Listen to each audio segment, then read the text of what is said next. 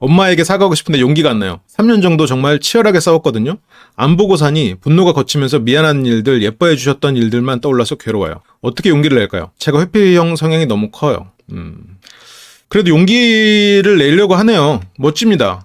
3년 정도 치열하게 싸웠는데 그런 미안한 일들, 예뻐해 줬던 일들이 떠오른다는 것 자체가 한편으로는 이건 되게 그냥 제3자니까 할 수 있는 말이긴 한데 되게 축복받은 사람인 것 같아요. 그러니까 내가 그런 싸웠던 기억도 있지만 그래도 이뻐해주고 그런 미안한 일들을 떠올릴 수 있는 그런 가족이 있다라는 거는 어떻게 보면 정말 행복한 일일 수 있죠. 일단 그 생각은 해야 될 것 같아요.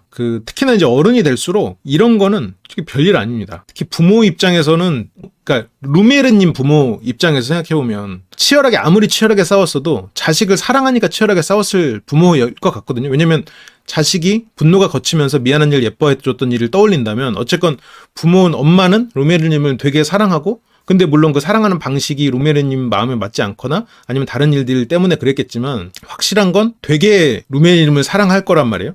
그렇게 사랑하는 마음이 있으니까 루메르님도 그걸 알면서 더 양가적인 마음으로 더 상처 주고 싶다는 생각에서 못되게 굴었겠죠. 근데 어쨌건 부모님은 그런 일들을 이렇게 막 하나하나 너 그때 나한테 상처 줬잖아 이런 말을 나중에 얘기를 할 수는 있겠지만 전화를 주는 것 자체는 굉장히 행복하실 겁니다. 그래서 이거는 제 입장에서는 용기를 드리는 게 제일 중요한 일이 되는 거죠. 이런 상담은 예를 들어서 결국은 용기를 내는 수밖에 없어요. 용기를 낸다. 근데 용기를 왜 낼 수밖에 없어? 엄마가 나랑 싸웠던 이유를 다시 떠올려보면 엄마와 싸운 이유 중에 하나는 엄마의 사랑 방식이 못마땅했기 때문이겠죠. 그 당시에 나의 입장에서는 아마 이거를 거란 말이에요. 그러니까 엄마와 싸운 이유가 엄마가 나를 사랑하지 않아서인 가정도 있어요. 근데 루미에르님이 그렇게 치열하게 싸웠고 엄마에게 못되게 굴었던 이유는 엄마가 나를 사랑하는데 그 방식이 못마땅하고 뭔가 옳지 않다거나 아니면 너무 촌스럽다거나 아니면 무언가 잘 알지 못하면서 저런다는 어떤 이유에서든지 아니면 더 많은 사랑을 갈구해서였을 수도 있고, 그러니까 최소한 엄마의 사랑 방식이 나를 예를 들어서 좀 부족하게 생각하는 엄마의 사랑 방식이었을 수도 있고, 그렇다면 그건 인정받기 위함일 거고, 어쨌건 그런 엄마의 싸운 이유는 엄마의 사랑 방식이 못마땅했던 거지 엄마의 사랑 자체가 존재하지 않았던 게 아니란 말이에요. 여기 있네요. 사랑하는데 정말 자식을 독립을 못 시키셨죠. 그러니까 엄마의 사랑 방식이 어떻게 보면 너무 좀 자식 입장에서는 숨막히는 그런 부분도 있고 했을 수 있겠죠. 그런데 여기에서 근데 물론 이제 사과를 하고 다시 관계를 맺었을 때 잘 지낼 수 있느냐, 그건 또 다른 문제. 그러니까 여기에서는 좀 싸움이 되거나 그럴 수도 있으니까 일단은 제가 웬만해서는 그 남녀 간의 사이에서는 편지 쓰라는 얘기 안 하는데, 근데 딸이 엄마한테 편지를 쓰는 건 저는 좋을 것 같거든요. 어떤 편지를 쓰든 아니면 장문에 그냥 문자를 보내든 그냥 내가 이렇게 뭔가 그런 분노해서 뭔가 나의 그러니까 아이들도 그래요. 아이들을 키울 때도 물론 루미에르님은 애들은 아니지만 애들의 독립성을 해치는 일에 대해서 애들이 되게 분노해요. 그건 진짜 아주 아기 때부터 일어나는 일이에요. 그러니까 예를 들어서 2살짜리 3살 때 그때 애들이 제일 많이 화내고 짜증내는 게 뭔지 아세요? 자기가 불을 꺼야 되는데 부모가 껐을 때, 자기가 엘리베이터 버튼 눌러야 되는데 부모가 눌렀을 때, 엘리베이터 버튼 누르려면 까치발 들고 막 겨우 누르는데 그게 결국 그거거든요. 그러니까 부모 입장에서는 이해가 안 돼. 아니 제가 불 켜는 게 별일이라고 저걸 갖다가 저렇게 화내는 거야. 내가 할 거야 장난 아니잖아. 이게 진짜 그렇다니까. 엘리베이터에서 다른 부모들이랑 타면 부모들끼리 눈치 본단 말이에요. 난리나. 진짜 이거는 아이들 키워본 부모들은 다 알아요. 근데 이거를 아이들 안 키워본 부모 입장에서는, 뭐야, 저걸 왜? 저게 왜 짜증낼 일이야? 그게 결국, 근데 이게 그냥 장난스럽게, 내가 할까? 이 정도가 아니라니까? 진짜 이거 너무너무 애들이 화를 내서 부모가, 진짜 여기도 있잖아. 석고 대죄해야 된다니까? 그래, 진짜야. 그래, 어릴 때. 근데 이게 그냥 생떼가 아니라 아이가 자기가 주도적으로 무언가를 하는 거? 독립적으로 할 수 있는 그 독립성에 대한 어떻게 보면 욕구는 어릴 때부터 있는 거예요. 그러다 보니까 이제 루미에르님이나 이런 엄마 입장에서도 실은 그런 부분에 있어서의 충돌인 거죠. 그게 이제 성인이 돼서도 마찬가지란 말이에요, 결국. 어쨌든 나를 독립적으로 인정하지 못하는 그 부모에게 굉장히 자식 입장에서는 그런 부분이 생기죠. 왜냐면 나는 독립적인 개체로서 인정받고 싶은데 거기에 가장 방해되는 존재가 실은 부모니까. 그러니까 나를 사랑하지만 나의 독립된 이런 주체적인 사고를 하기 위한 존재로서는 또 한 번 눌러달라고 하면 엄마가 눌러. 그렇지. 이미 나는 상처받았는데 뭘 이제 와서 누르래? 됐어, 엄마가 누르래. 그러지. 그래서 또 누르면 덮이죠. 뭐 어떡하라는 거야? 씨발. 그렇게 되죠. 그래서 여기에서는 그러니까 지금 제가 이 말씀 드리는 이유는 루메르님의 엄마가 그 정도로 루메르님을 하나의 인간으로서, 물론 인간적으로 보지 않는다는 얘기가 아니라 이런 독립된 개체로서 존중할 만큼의 마음의 준비가 안 돼 있으실 수도 있기 때문에 통화를 한다거나 찾아가는 거는 조금 조심스러워야 되지 않은가, 그런 생각도 조금 있는 거죠. 그래서 그런 문자든 편지든, 한번 문자도 이제 주기적으로 좀 보내고 어떤 편지를 써준다거나, 이게 어떻게 편지는 한 번이고, 편지 자주 쓰기 좀 힘들잖아요. 돈이랑 같이 돈을 보내는 것도 뭐 나쁜 방법은 아니죠. 근데 이제 돈보다는, 왜냐면 3년 어떻게 이렇게 떨어져 있는 상황에서 돈을 보내는 거는 너무 이렇게 좀 경제적인 느낌, 경제적 관계의 느낌이 드니까 선물이 낫죠. 이제 엄마한테 뭐 하다못해 영양제든 아니면 하다못해 뭐 상품권이든, 엄마랑 같이 갈 다른 자식이나 엄마가 이제 같이 가는 다른 분이 있다면, 뭐 어머니가 평소에는 하지 않는 뭐 무슨 공연 티켓이나 이런 걸 보낼 수도 있잖아요. 근데 모르겠어요. 저희 어머니한테는 저는 안 보낼 것 같긴 해요. 왜냐면 보내드려봤자 안 갈 거니까. 모르지. 나도 내 어머니에 대해서 잘 모르는 걸 수도 있는데, 어쨌건 그럼 뭐 편지와 함께 그런 거를 보내는 게, 그러니까 나의 독립된 부분을 상처받지 않으면서 내 마음은 그래도 엄마의 사랑을 이해하고 나도 엄마를 사랑한다는 거를 전할 수 있는 정도로.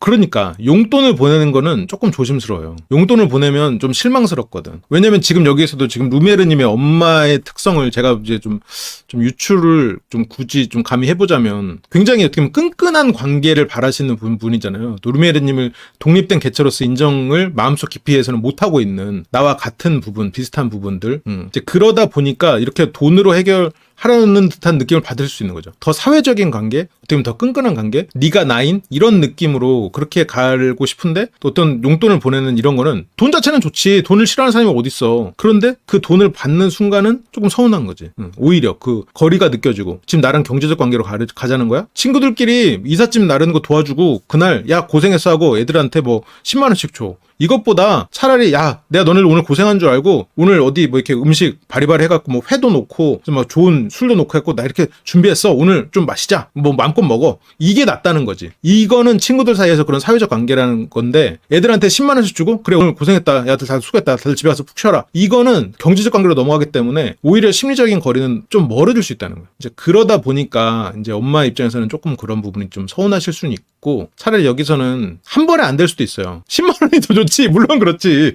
그런데 이제 그런 관계적인 측면에서는 부모님에게 자녀가 독립된 개체라는 걸 인식시키는 게 진짜 쉬운 일이 아니에요. 그러니까 엄마랑 너무 거리가 가까워지면 과거에 그렇게 싸웠던 일이 다시 반복되지 않으리라는 보장이 없다는 거를 일단 머리로는 알고 있어야 돼요. 그리고 그 싸움의 원인이 엄마가 분명히 나를 너무 사랑했고 엄마로서는 할 수 있는 게 거기까지였다는 거죠. 그러니까 그걸 또 이해할 또 있어야 돼요.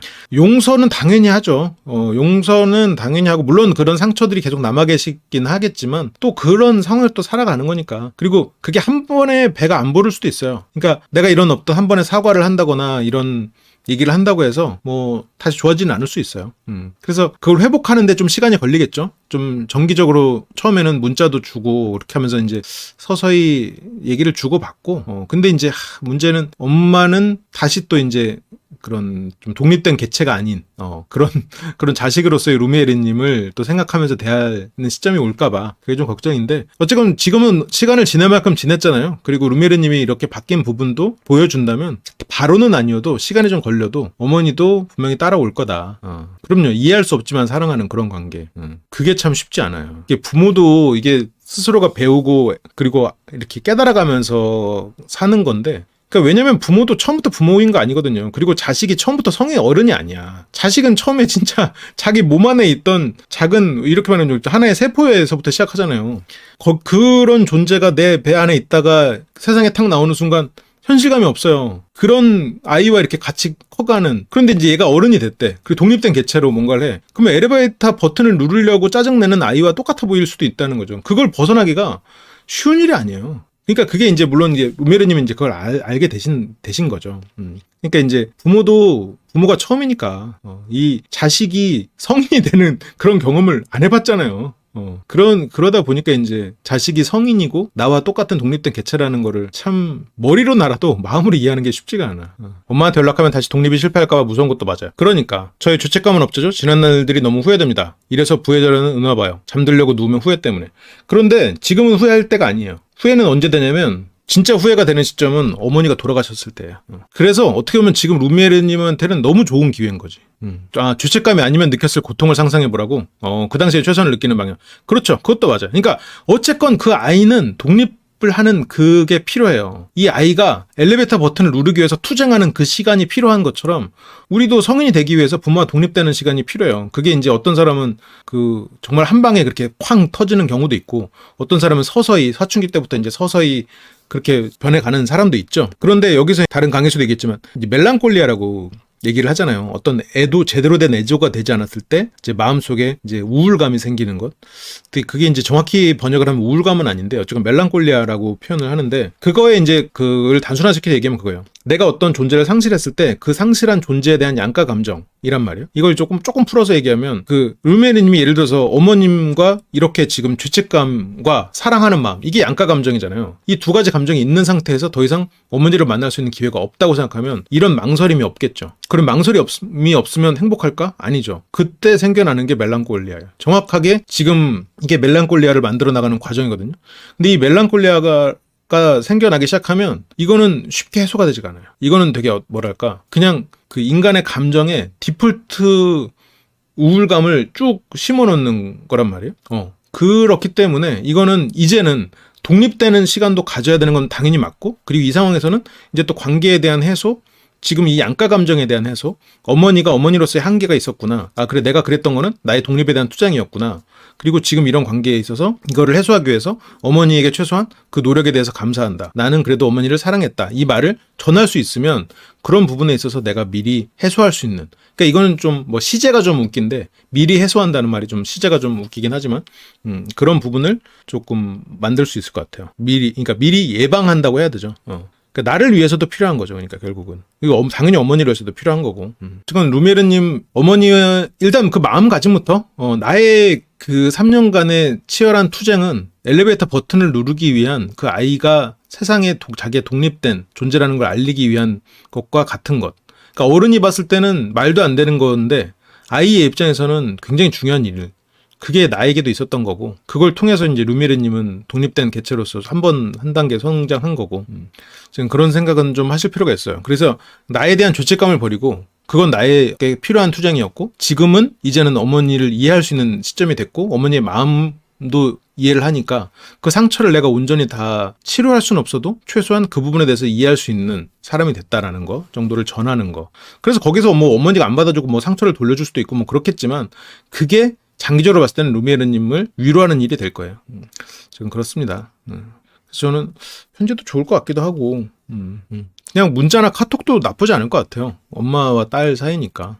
왜냐면 근데 이게 지금 괴롭잖아요. 그래서 해보라는 거지. 부모님이랑 싸웠는데 무조건 화해해야 되나요? 그건 아니에요. 그거랑은 좀 다른 얘기예요. 혹시라도 여기 비슷한 고민을 하시는 분들이 이제 이런 데서 또 힌트를 얻으시는 경우도 있는데, 지금 그렇습니다.